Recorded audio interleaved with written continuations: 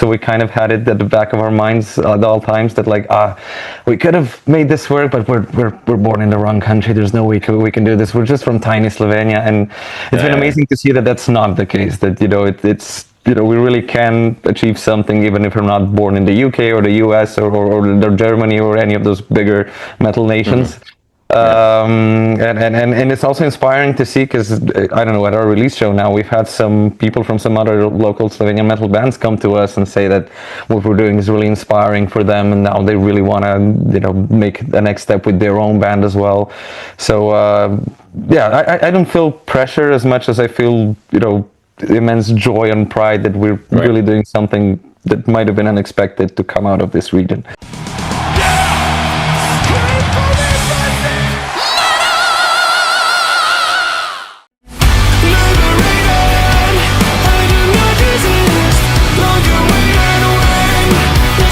Matic of Hei'An, how are you doing today? I know it's been a busy few weeks for you. How's life? How are you doing today?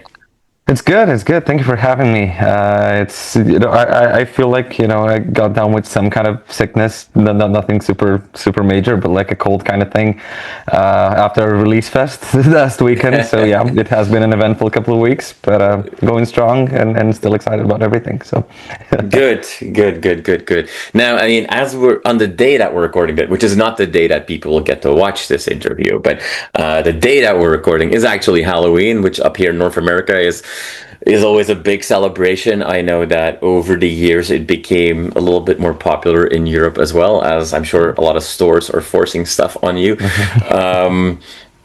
Maybe the perfect day to talk about Kiss Our Ghost Goodbye. Maybe. So let's, because we're talking after the album came out. You already mentioned we had the release fest, and we'll talk about that in just a second. Usually I interview bands, a few weeks before an album comes out, and it's always like, oh, what's going to happen? We don't know. Has it been, now that the album's been out for a month roughly, and you've had this release event, are you able to kind of like disconnect yourself a little bit from that and look back and really think about everything that happened? Or is this still a little too fresh, if you will? It's not. We this first month after the album dropped has been so amazing, because we've been seeing all of our numbers slowly going up, which is always fantastic to see, and especially we see more and more engagement online from a lot of different parts of the world, which is still kind of surreal. I mean, it's not like anything like super big global happened yet, but it is growing slow but steady, which is always satisfying and amazing. And so last weekend we also had the release fest, and this was actually the first time after I think a year and a half that Hei'An finally hit the stage again, because we did take quite a bit of a break from live activities to focus on the new album and everything. And it's always one thing to read comments and see likes and all of that, but just to see everybody's beautiful faces screaming our lyrics back at us, that was sort of like the high point of this campaign so far, for sure. And we're already we did take like a little bit of time to celebrate and to just have a bit of rest and look back, but we're already thinking about the future a lot. We have a lot of shows in store for 2026. We're already writing new music. I feel like we made such a cool foundation in terms of artistic vision, both musically and visually, with this record, much more so than with the first one. Right. That we really want to expand on that and sort of build the Kiss Our Ghost Goodbye world even more. So we're kind of thinking of ways to do that with future both releases and different activities. So everything's still in full motion. That's for sure. Awesome. Now that you mentioned seeing all the beautiful faces of people and playing live again, I mean, you've played some cool festivals before. You've played some shows in some cool locations. You were at 70,000 Tons of Metal as well. You were on Metal Days as well, obviously. Just looking back on all these shows that you've done, because not every band that is releasing their second album has had the opportunity to play those kinds of shows already, as you have. Through you talked about seeing the fans screaming back your songs. But has there been, in the relatively short journey still of the band, is there that one fan reaction or engagement that you've had personally at, before, after a show that really stayed with you that you will probably never forget? Oh, there are several. There are several because I feel like because their music is really, really emotional and often comes from a very dark place. People often open up to us really, really quickly, and it's fascinating and beautiful to see. Like after a show, this person walks up to us, first time ever we're seeing their face, and they immediately start just unloading some of the most personal stories ever that I would never dare to share to a total stranger like I am to them, and it's always so amazing to see firsthand that our music does have that kind of impact on certain people, and this is kind of what it's all about. I mean, the music we make it so that we kind of process stuff of our own in a sort of a cathartic kind of way, and it's amazing to see that that happens with people too. But one specific interaction that happened mid-show, and I've mentioned this one before, but this one I'll never forget. This one none of us will ever forget. It was a really, really small show, so not any of those big ones, but a super small show in the Czech Republic in Brno. And it was probably like less than 100 people. It looked kind of packed because the club was that small, but it was really, really cool. It's super cool gig. Like you could feel the screams of the people, the sweat, the energy, everything. Love that. And one of the people, it was a guy in a wheelchair who at some point ended up moshing and having the best time there, and everybody like made space for him. They started carrying him around and took really good care of him. And the guy even, he came with his wheelchair right up to the stage and gave us fist bumps, and after the gig he was also talking to us about how much his music means to us, and it was just such a wholesome moment. I remember crying on stage while I was singing, just seeing such a beautiful thing going on in front of us. So that interaction will stay for us forever, for sure.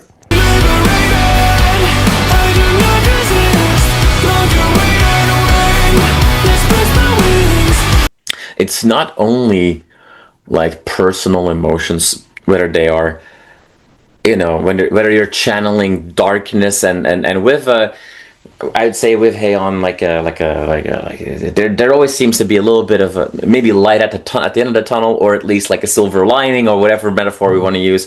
There seems to always be a little bit of an uplifting nature to it as well. But at the same time, on songs like "What a Shame," for example, on this new album, we get like, it's almost like societal commentary, if you will. There's other stuff that's going on, both with as you're balancing personal stories, but then also some more macro perspectives, if you will. Given how clearly important fan interaction and fan connection is, and every time you release a song, that song changes its meaning depending on who's listening to it. When you are talking about more like societal stuff and bigger things, are you then proactively like already thinking like, okay, we want to make sure that we also don't alienate people, because people might misinterpret stuff that we write? Like for somebody who cares so much about the experience of your art by the fans, is that something that's on your mind, or are you like, what, no matter who's going to listen to it, I'm going to say what I need to say? Well, yeah, a little bit of both, I guess. I mean, when it comes to those like super personal songs, I have like zero filter. I just put my expression into it, and that's it. But yeah, for the more broader themes, I guess, and especially for the ones that tackle sociopolitical issues, like What a Shame that you mentioned, or What Do You Have to Say is a great example of that as well. I stand by what I believe in, and I would never try to just make something so vague to the point where there's no more point to the song left, where it's just a blank canvas that anybody can see whatever in. So far from it. But I did make a conscious so I made two conscious choices, I guess, when it comes to this record in particular compared to the first one. One is that I wanted to be a bit more upfront with stuff like this, so that I did want to make the message a bit clearer. But at the same time, while I was writing those lyrics for those specific songs, I still didn't want to go too, I didn't want to name drop or do anything so drastic, so that it would just highlight one single opinion and one single ideology, and that's it, so that people can kind of, because we're kind of building a community here, and there's always going to be disagreements, and there's always going to be different points of view of one issue, and all of those points of view can still be on the same side, so to speak, but they can still differ in a way. So I don't want to shove my opinion down anybody's throat, but at the same time, I don't want to hide what I do think. So somewhere in between, I guess is the answer. Yeah. No, for sure. And also by removing the names of people, what have you, you can focus more on ideology versus specific event, right? Because otherwise, you could write a song about something that's really important today that might be irrelevant in 5 years from now. Hopefully, if you're writing about something that is negative today. Yeah. Now, from as the lyrics and the themes of this band are quite layered and complex, so is the music. Let's make a quick segue here to the musical side of things. There's obviously a lot going on. There's modern metal influences. There's post-hardcore influences in your music, but you also bring both orchestral and cinematic flavors, if you will, and you also do it in your visual art. But then there's also electronic influences that kind of have to balance out. That's a lot to take on. So I can imagine that can create some discussions in the band, that at the end of the day, certain things just kind of have to be cut out, if you will.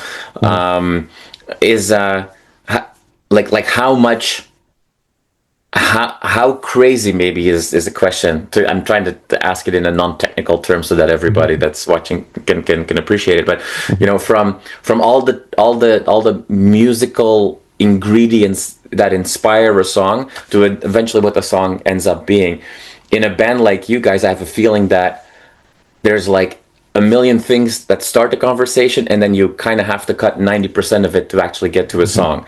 Is that a fair statement? I feel like there's a lot of musical creativity flying around. Yeah, for sure. I mean, we're lucky enough that I feel like we land on something that's 90% there kind of quickly in the demo and in the writing stage, but it is very much, especially in those initial stages, it is a lot of just throwing stuff into the song and seeing what works, and just playing around with sounds, playing around with segments, playing around with little proggy bits, and seeing whether it's too much or it's not too much, and going full electronic in one part and seeing if that's even okay in the concept of a song. So it's a lot of just playing around and seeing what works. But the way we were kind of writing this record, it was really cool because I usually started myself with just one little loop in my DAW, 8 bars, and I usually started with just a synth sound or a synth melody or something, and then added the beat to it. And then once they started liking it, I started adding live instruments, and then I brought the boys in, and everybody kind of put a little bit of their little flavor into the whole thing. And it does get to the point, but again, that point doesn't last long, but it does get to the point where a song becomes just a clusterfuck of everything, and it's way too much of everything, and it's fun and exciting to listen to. But we do quickly realize that this it just kind of doesn't work. It would be too much of just a random musical experiment, not really a song. So that's when we start kind of cutting back. But with us, it's always been so that one segment of a song really clearly guides us into the next one.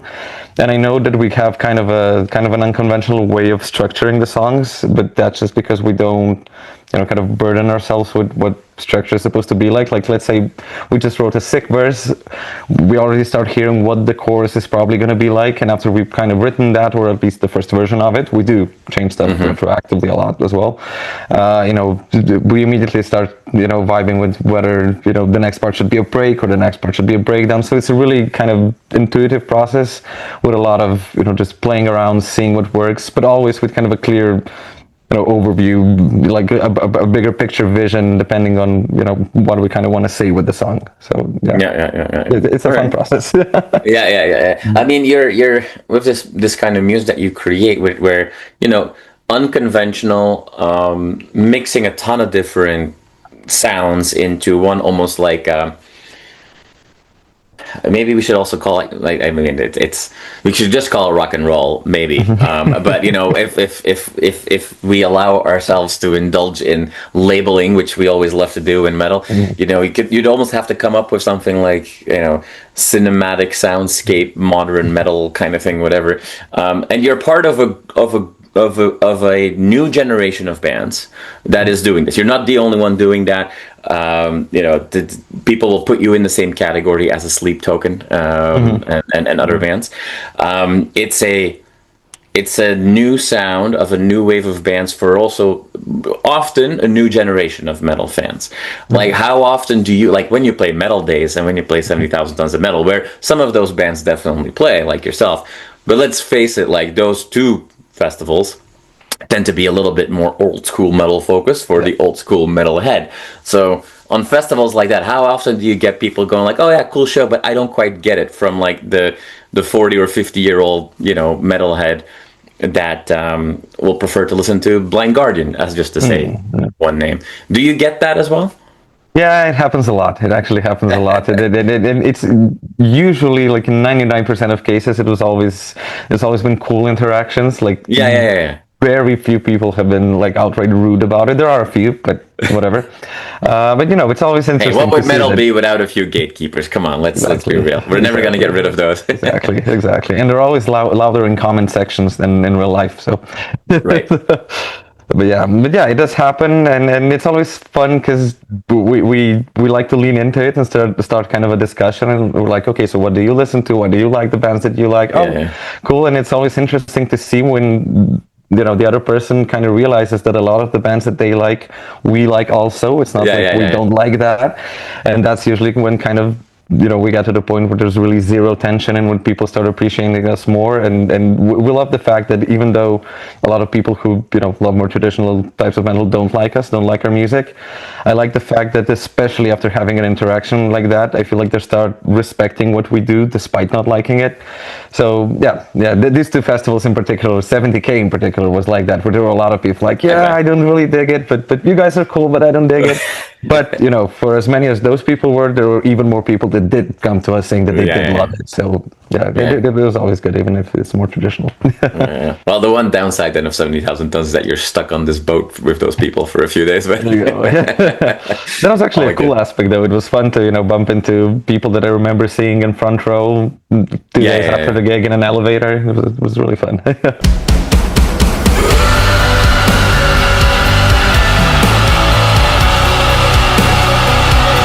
You've recorded a couple of your older songs with Orchestra as well.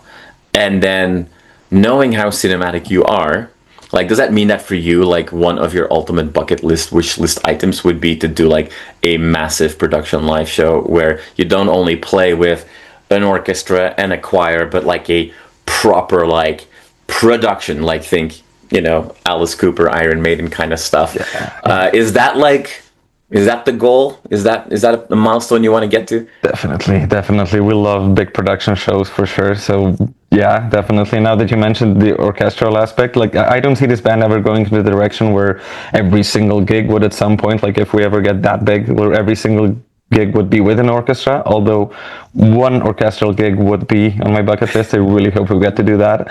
But in terms of massive production, for sure. I mean, even for a band at our stage, that, you know, we're maybe not big enough to like warrant LED walls and 12 different lights of our own that we bring to, you know, we're not that big, so where that would make a lot of sense. But we still try to do that already, to just kind of show people that this is kind of what we like and what we want to achieve in this life, and this is something we're shooting for. So yeah, I mean, I'm really hoping that 10 years down the line we can have the same conversation. I can say that we did do it. So. Exactly. Well, if in 10 years from now we have a conversation, I hope I was at that show. Now, obviously, if you play with like 100 people on stage, there's no room for getting people in a wheelchair on the stage for some fist bumps and high fives. You do realize that. True. You'll have to stick to a very, very precise plan at that point. But anyways, to wrap us up, you already mentioned next year is going to be really insanely busy for you. So without spoiling what you're not allowed to spoil, what can we keep our eyes open for? Yeah, I'm really sad that I can't quite announce anything specific, but we are, as I said, we're already working on a bunch of stuff. One is the live aspect of things, of course. We kind of labeled this release festival that we just had as the only 2 Hei'An live performances in 2025, and we're sticking to that. So that's why we're working on a lot more stuff for 2026 and beyond.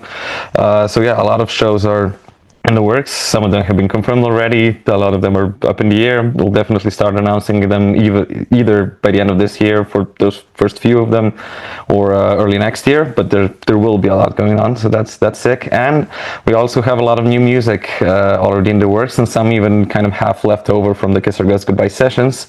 And since I did say that we want to kind of expand on the world that we started building here, we're definitely going to drop a lot more new music. Not an album's worth of new music, and not a full new album quite yet. But we are planning to drop a lot of new music in 2026, even some remixes and some stuff like that. So we won't just be expanding the Hei'An sound as is, but also kind of exploring how Hei'An could sound in a totally different context that we've never necessarily done before in this kind of way.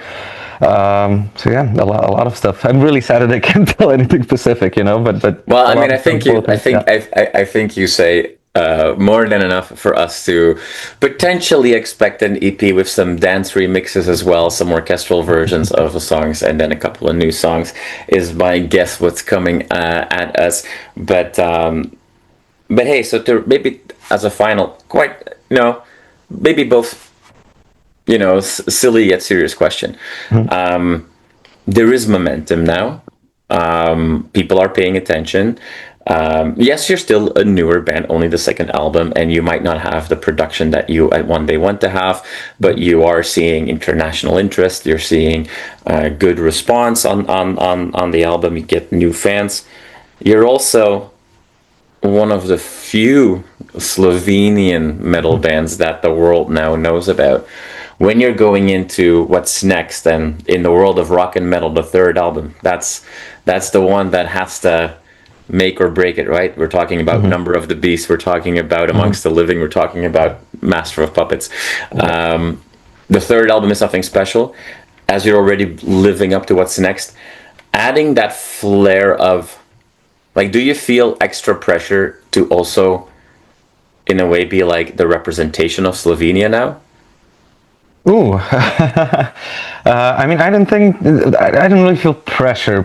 I feel like we're just really, really proud that we're managing to do something that sadly very few artists from this region have achieved before, and we do have a bunch of Slovenian artists who have achieved so much and so much more than we did so far.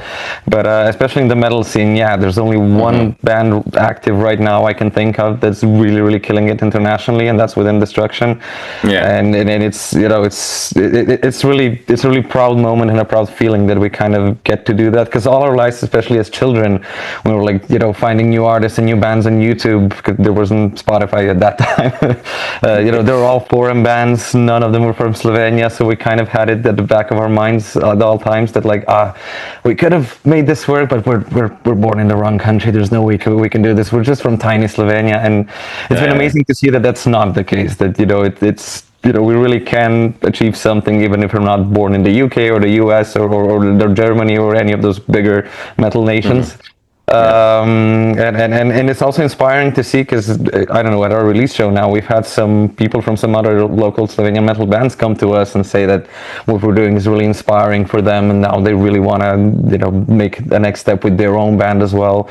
So I don't feel pressure as much as I feel immense joy and pride that we're really doing something that might have been unexpected to come out of this region. All right. Awesome. Well, with that, we'll wrap it up. Thank you so much for your time. I appreciate it.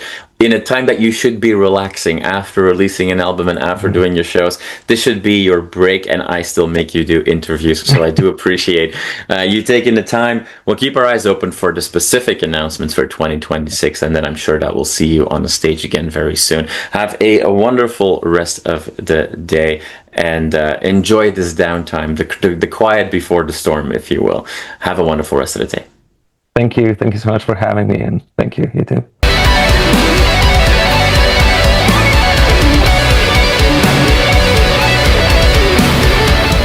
You are awesome for watching this video. Click right here to see more content like it, and subscribe to the channel.